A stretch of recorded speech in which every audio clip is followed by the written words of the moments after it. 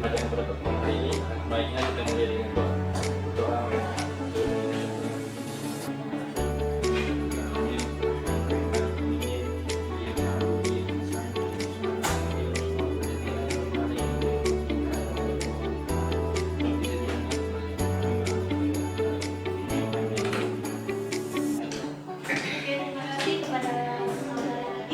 Selanjutnya Ibu mau absen dulu ya.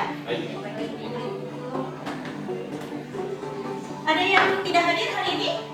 Hadir semua. Ada semua ya. Oke, Ibu absen dulu. Salsabila ada?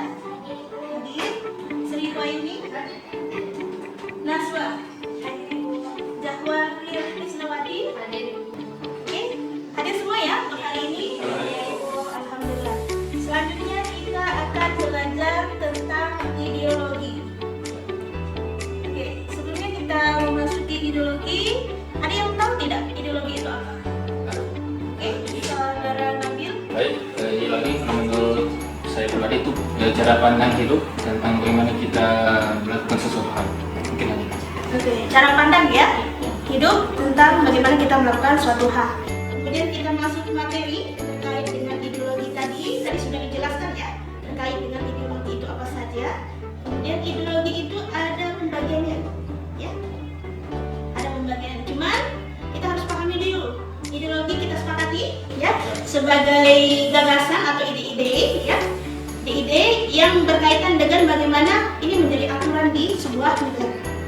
Oke. Kemudian ideologi itu dibagi menjadi dua. Ada ideologi terbuka dan tertutup. Kalau terbuka berarti berkaitan dengan bagaimana pandangan ya, pandangan kita sebagai manusia memandang negara itu sebagai hal yang mudah menerima perbedaan. Kemudian tidak diciptakan oleh negara tetapi sudah ada menetap di negara itu sendiri ya.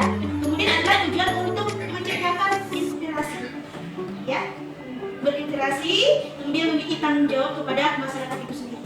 Oke, paham ya? Kemudian kita lanjut, Pancasila kok bisa jadi ideologi terbuka? Kenapa? Pancasila itu mengandung makna kebebasan. Artinya, ya, setiap kalian sebagai warga negara itu bebas memilih, berpendapat, ya, kemudian menjelaskan apa saja boleh. Maka dari itu, kalian Ibu minta untuk membuat tugas secara berkelompok. Boleh? Bisa ya? Oke, silakan mengatur untuk memilih kelompoknya, anggotanya silakan.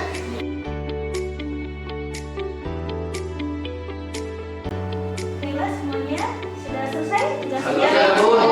Oke, yang mau presentasi dulu siapa? Kelompok berapa? Kelompok 2 ya? Oke, silakan kelompok 2 maju ke depan.